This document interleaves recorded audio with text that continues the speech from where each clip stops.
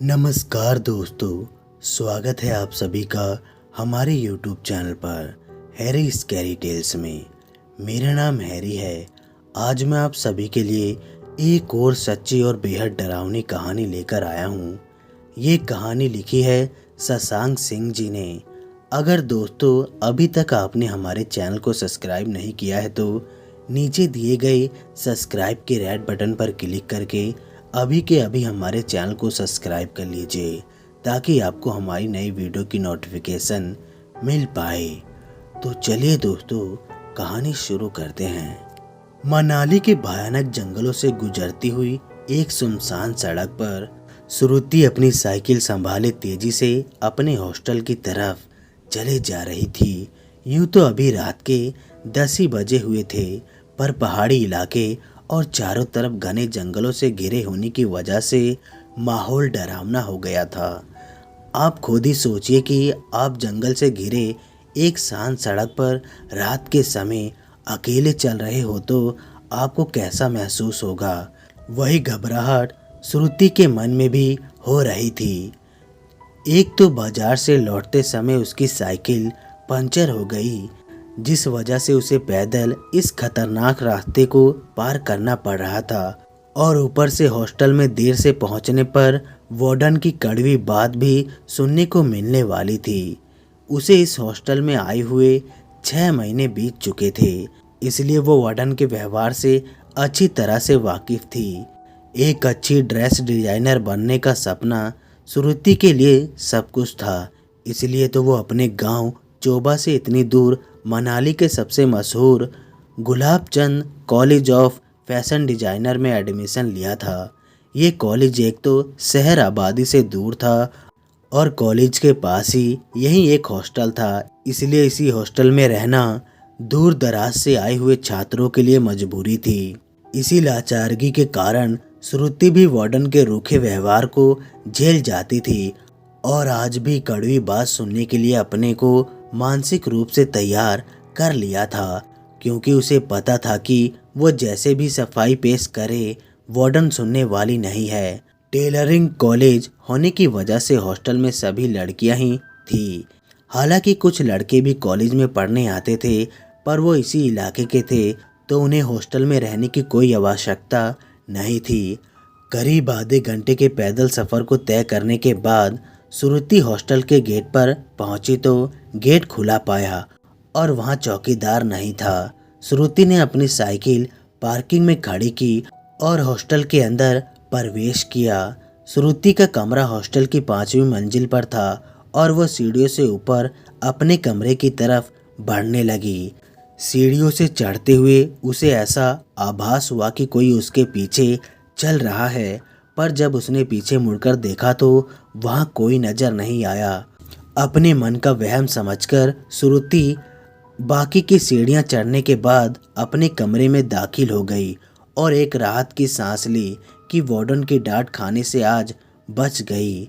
श्रुति को सोने से पहले नहाने की आदत थी, तो वो शावर लेकर कमरे से बाहर आती है और एक पतली सी नाइटी बदन पर डाल बिस्तर में चली जाती है। पैदल चलने की वजह से थकान उस पर हावी थी, इसलिए जल्दी ही वो नींद की आगोश में चली गई। कमरे में लगी दीवार घड़ी के दोनों बड़े कांटे एक सीधी रेखा में आ चुके थे, जो रात के 12 बजने का संकेत था। अचानक कमरे के वातावरण में भारीपन छाने लगता है। अचानक श्रुति के कानों में कच कच की आवाज पड़ती है, जिससे उसकी नींद टूट जाती है। सोने से पहले ओढ़ी हुई चादर उसके ऊपर से गायब होती है। वो अभी भी हल्की नींद में लेटी थी कि उसे पैरों की तरफ फिर कच कच की आवाज आती है, जैसे दो धातु आपस में रगड़ खा रहे हो। श्रुति अपना सर उचकाकर नीचे की तरफ देखती है तो उसके चेहरे का भाव ही बदल जाता है। एक पुरानी बड़ी साइज की कैंची, जो कि मामूली दर्जी द्वारा इस्तेमाल की जाती है, श्रुति की नाइटी को बीच से कतर रही होती है। श्रुति ये देखकर हैरान हो जाती है कि कैंची हवा में लहराती हुई अपने आप ही चल रही है, जैसे कोई अदृश्य शक्ति कैंची को चलाकर उसकी नाइटी काट रही हो। ये भयानक दृश्य देख वो चीखने ही वाली थी कि अचानक उसे अपने मुंह पर कोई दबाव महसूस हुआ और उसकी चीख गले में ही रह गई। इसी बीच कैंची लगातार उसकी नाइटी पर चलती हुई ऊपर की ओर बढ़ती गई और कुछ ही क्षण में नाइटी के दो टुकड़े श्रुति के शरीर के दोनों ओर लुढ़क गए। श्रुति को अब अपने निवस्त्र शरीर पर अचानक भारीपन महसूस होने लगा, जैसे कोई उसके ऊपर लेटा हुआ हो, पर वो किसी को देख नहीं पा रही थी और ना कुछ बोल पा रही थी। उस अदृश्य शक्ति ने श्रुति के नगन शरीर को रोदना शुरू कर दिया। उसकी हर क्रिया को श्रुति अपने शरीर पर महसूस कर रही थी, पर कुछ ना कर पाने के कारण बस तड़प रही थी। उसके मुंह से बस घुट घुट कर दर्द भरी हल्की आवाज आ रही थी।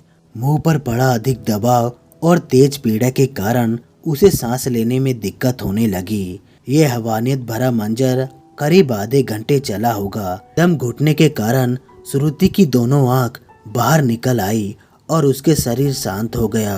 कैंची एक बार फिर हवा में उड़ी और श्रुति के पेट में घुस गई और खून की धारा कमरे में बह उठी। सुबह अब होने को ही थी, तभी कमरे का दरवाजा खुला और पेट से निकलकर कैंची हवा में तैरती हुई बाहर निकल गई और उसके बाहर निकलते ही कमरे का दरवाजा पहले की तरह लॉक हो उठा।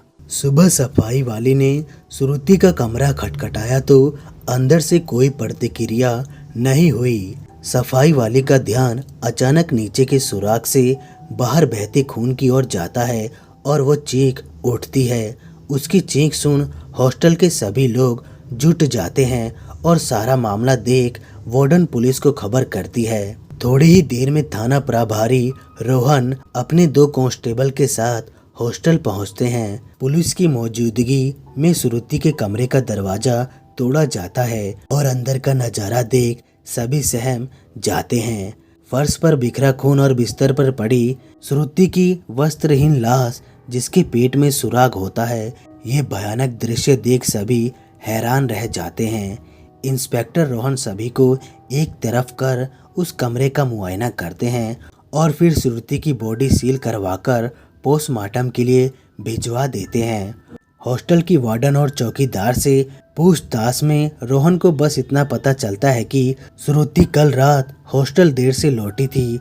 चौकीदार उन्हें ये जानकारी देता है कि उसने श्रुति को वापस आते नहीं देखा था, पर उसकी साइकिल पार्क देख समझ गया था कि वो लौट आई है। कुछ और सवाल कर रोहन अपने थाने लौट आता है। वो इसे बलात्कार और हत्या का केस मानकर चला रहा है और उसे श्रुति के पोस्टमार्टम रिपोर्ट का इंतजार रहता है ताकि वो आगे की कार्रवाई कर सके। पुलिस स्टेशन की घड़ी 3 बजे का समय दिखा रही थी और ठीक घड़ी के नीचे बैठे इंस्पेक्टर रोहन हॉस्टल में हुई भयानक हत्या के बारे में सोच रहे थे। हॉस्टल से मिली हर एक जानकारी को वो डिकोड करने की कोशिश कर रहे थे। दिमाग पर बहुत जोर डालने पर भी उसे कोई सुराग मिल नहीं पा रहा था जिससे वो इस गुत्थी को सुलझा सके। इसलिए अब पोस्टमार्टम रिपोर्ट आने के बाद ही वो कोई कार्रवाई कर सकते थे। इधर कॉलेज और हॉस्टल का माहौल बाहर से बहुत शांत नजर आ रहा था, पर सभी लड़कियों के मन में किसी अनहोनी की आशंका का डर बैठ गया था। वैसे तो कोई खुलकर बोल नहीं पा रहा था, पर अंदर ही अंदर दबी जुबान में कल की घटना की चर्चा थी। वार्डन अपने कैबिन में किसी से फोन पर बात कर रही थी। उसके चेहरे पर चिंता के गंभीर भाव थे। वार्डन बोली, मैडम, मुझे लगता है कि फिर एक बार हम मुसीबत में फंसने जा रहे हैं। लगता है कई साल पहले की हमारी गलती फिर हमें कठिनाइयों से रूबरू करवाएगी। फोन की दूसरी तरफ से आवाज आई, सिर्फ एक ऐसी घटना से हम इस नतीजे पर नहीं पहुंच सकते कि ये उसी का काम हो सकता है उस लड़की की कोई दुश्मनी हो किसी और से, या एक साधारण मर्डर केस ही हो। वैसे भी हमारी उस गलती का उपाय हमने कर लिया था, तो मुझे नहीं लगता कि फिर से वो सब शुरू हो सकता है। वार्डन बोली, मैडम, आपकी बात भी ठीक है, पर उस लड़की की लाश और कमरे की हालत देखकर मुझे यही लगा कि कहीं हमारा बीता हुआ कल एक बार फिर हमें चुनौती देने आ गया हो। मुझे तो बहुत डर लग रहा है। हो सके तो आप वापस लौट आइए। फोन की दूसरी तरफ से आवाज आई, ये सिर्फ तुम्हारे मन की शंका है, दोबारा ऐसा कुछ हो ही नहीं सकता। केवल एक ऐसी घटना होने से हम ये नतीजा नहीं निकाल सकते कि इसके पीछे हमारा अतीत है। और मैं ऐसे अचानक लंदन से वापस कारोबार छोड़कर नहीं लौट सकती। ऐसा मर्डर केस पुलिस संभाल लेगी। बस पुलिस को घबराकर हमारे अतीत की कहानी ना बता देना तुम। इतना कहकर सामने से फोन कट गया और वार्डन के चेहरे पर कई तरह के भाव आए और चले गए। कॉलेज खत्म होने के बाद सभी लोग हॉस्टल लौट चुके थे और खाना खा लेने के बाद अपने अपने कमरे में सोने चले गए। हॉस्टल का चौकीदार राजू, जो कि बगल के गांव मधुआपुर का रहने वाला 21 वर्ष का था, रोज की तरह गेट पर पहरेदारी में लगा हुआ था। राजू का मन चौकीदारी में नहीं लग रहा था और वो बार बार रास्ते पर नजर डाले हुए था, जैसे उसे किसी का इंतजार हो। कुछ ही देर में एक लड़की उस सुनसान रास्ते से छुपती हुई आई और राजू के गले लग गई।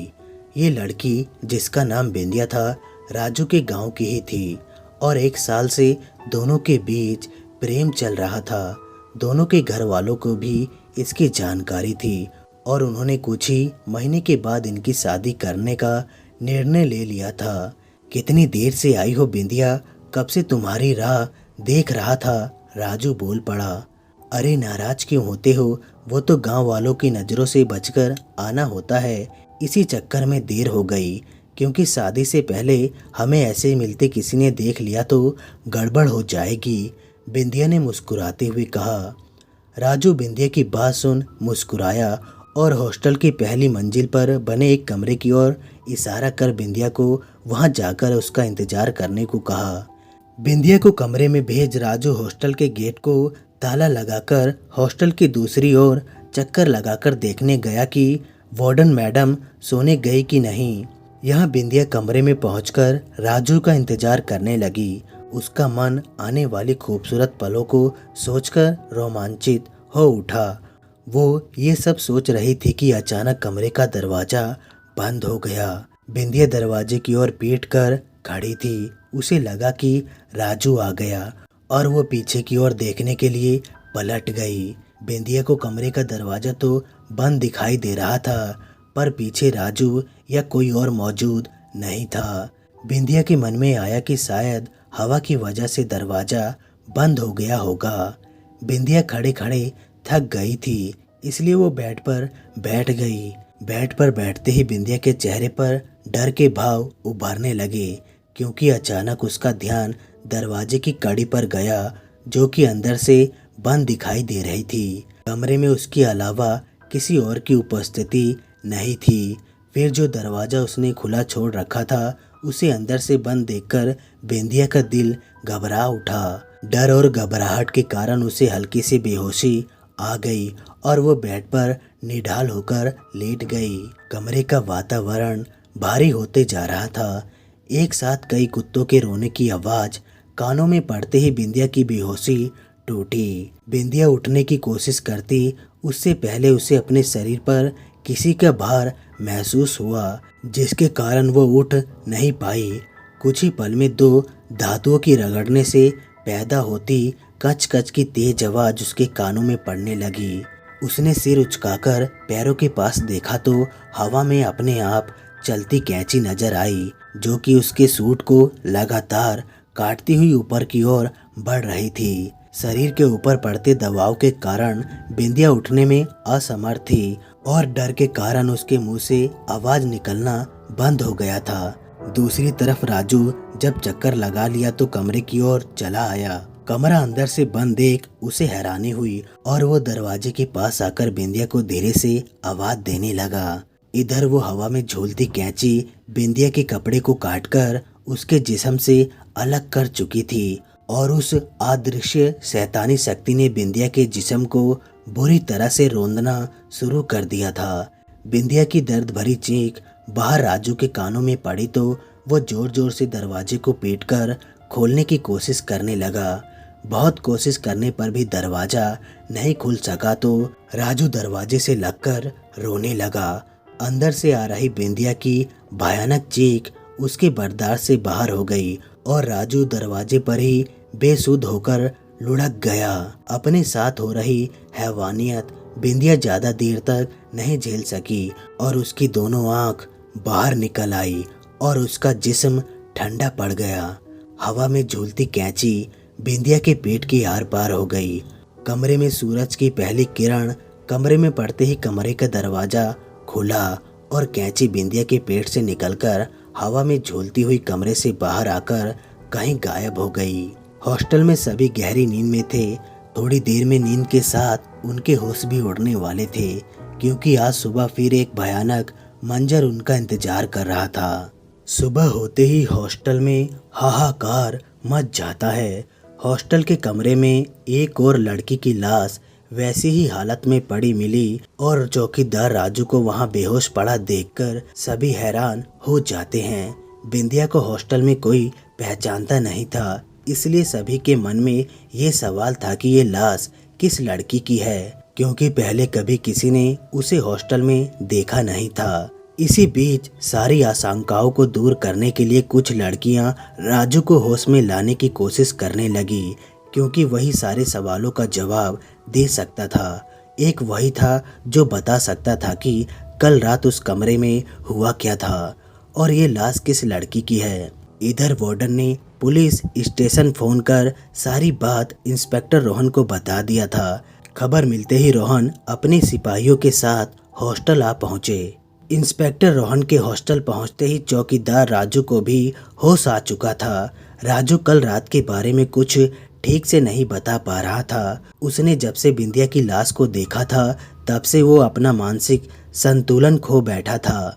वो बस इतना बता पाया कि ये लाश उसकी मंगेतर की है और वो उससे मिलने हॉस्टल आई हुई थी। जब वो उसे कमरे में रुकने को कहकर हॉस्टल का चक्कर लगाने गया, तभी किसी ने कमरे में आकर बिंदिया की आबरू लूट ली और उसे बेरहमी से मार डाला और राजू कमरे का दरवाजा पीटता रह गया और ना जाने कब बेहोश हो गया। लाश का मुआयना करने पर रोहन ने पाया कि बिंदिया के जख्म वैसे ही हैं जैसे पिछली बार उसने श्रुति के शरीर पर देखे थे। श्रुति का पोस्टमार्टम रिपोर्ट के अनुसार ये जख्म किसी बड़ी साइज की कैंची के पेट के आर पार जाने से हुए थे।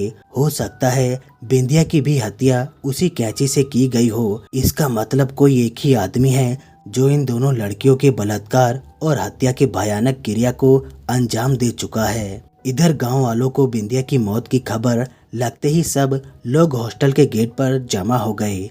बिंदिया हॉस्टल के पास वाले गांव भवानीपुर में ही रहती थी। देखते ही देखते वहां काफी भीड़ बढ़ गई। रोहन के साथ आए सिपाहियों को भीड़ को संभालने के लिए मुश्किल होने लगी। गांव के कुछ दबंग लोग जिनकी रोहन से दुश्मनी थी, क्योंकि रोहन ने उनका कुछ गैर कानूनी व्यापार पर कार्रवाई की थी, उन्हें आज रोहन से बदला लेने का मौका मिल गया। वो सभी मिलकर बाकी गांव वालों को भड़काने लगे और रोहन के खिलाफ नारेबाजी करने लगे। इन्हीं दबंग लोगों में थे किशोरी लाल, जिनके इलाके में राजनैतिक पहुंच ऊपर तक थी। उन्होंने लगातार हो रही हत्या को रोहन की विफलता करार दिया और उसके खिलाफ थाने के सामने धरना देने का ऐलान कर दिया। उनकी मांग थी कि रोहन को जल्दी से जल्दी हटाया जाए और किसी और इंस्पेक्टर को इस थाने और केस को किसी तेज तर्राक इंस्पेक्टर को सौंपा जाए, ताकि ये मामला जल्दी से सुलझ सके। इधर गांव के भीतर भी हॉस्टल में हुई दोनों हत्या की चर्चा थी। गांव वाले तो इसे किसी दुष्ट आत्मा का ही काम मान रहे थे। उनका ऐसे मानने के पीछे कारण ये था कि ये खाली इन दो हत्याओं की बात नहीं थी। पिछले कई वर्षों से उस हॉस्टल से लगे जंगल में ऐसी घटना न जाने गांव की कितनी ही लड़कियों के साथ हो चुकी थी, और अगर उन लड़कियों के साथ कोई पुरुष भी होता तो वो भी जान से हाथ धो बैठता था। उस पुरुष के कपड़े ऐसे मिलते जैसे किसी ने गुस्से में कैंची से कुतर डाले हो। गांव की इज्जत की बात होने से गांव में घटी इन बलात्कारी घटनाओं को कभी पुलिस में सूचित नहीं किया गया। गांव वाले इस कैंची वाले हफ्सी भूत का कारनामा मानकर चुपचाप मृत्यु शरीर का अंतिम संस्कार कर देते। गांव में सबको हिदायत दी गई कि शाम ढलते ही हॉस्टल या जंगल की तरफ ना जाए। गांव के लोगों का ख्याल था कि अब उस हॉस्टल पर भी उस कैंची वाले भूत की नजर पड़ चुकी है और अब ऐसी घटनाएं अब वहाँ और भी होंगी, क्योंकि हॉस्टल उस भूत के लिए आसानी से अपनी हवस मिटाने का साधन था और वहाँ पर ज़्यादातर कम उम्र की लड़कियाँ थीं जिन्हें वो आसानी से अपनी हवस मिटाने के लिए इस्तेमाल कर सकता था।